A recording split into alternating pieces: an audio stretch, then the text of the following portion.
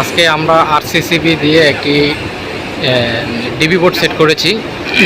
আপনাদেরকে আরসিসিবির কানেকশন আমি আজকে একটু বুঝাবো কিভাবে। আমাদের এমসিসিবি সেট করা হয়েছে মেন হিসাবে, মেন সার্কিট ব্রেকার হিসাবে, আর বাকিগুলো আমরা মেশিনের যে লাইন দিয়েছি আমরা সেগুলো আরসিসিবি ইউজ করেছি, আরসিবি ইউজ করেছি।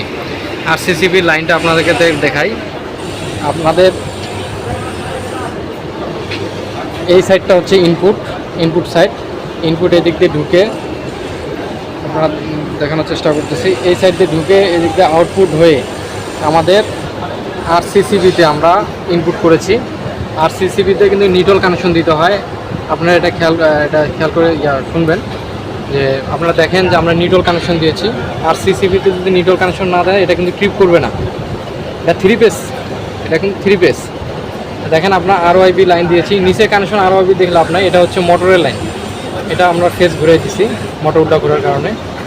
আর উপরে যে আমরা দিয়েছি আরওআইবি, আমরা এখানে আরসিসিবি 3টা ইউজ করেছি, 1টা 2টা 3টা। আর আরসিবি যেটা এটা 2টা ব্যবহার করেছি। এটা এখনো লাইন দিইনি আমরা, আমরা লাইন দেবো।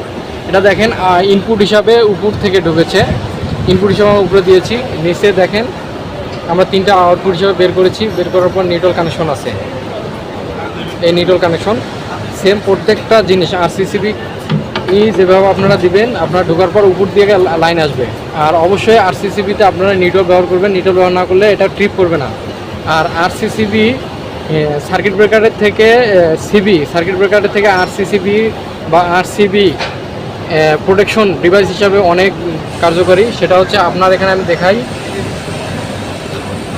এখানে দেখেন, আপনাকে স্পষ্ট দেখাচ্ছি। এখানে দেখেন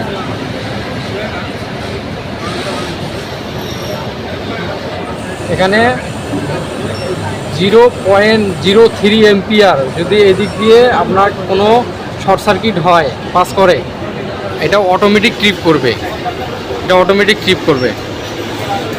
তা আপনারা বুঝতেই পারলেন যে এমসিসিবি এবং আরসিবি কীভাবে সংযোগ দিতে হয়। এই বোর্ডটিতে আপনারা বুঝতে পারলেন। ধন্যবাদ সবাইকে।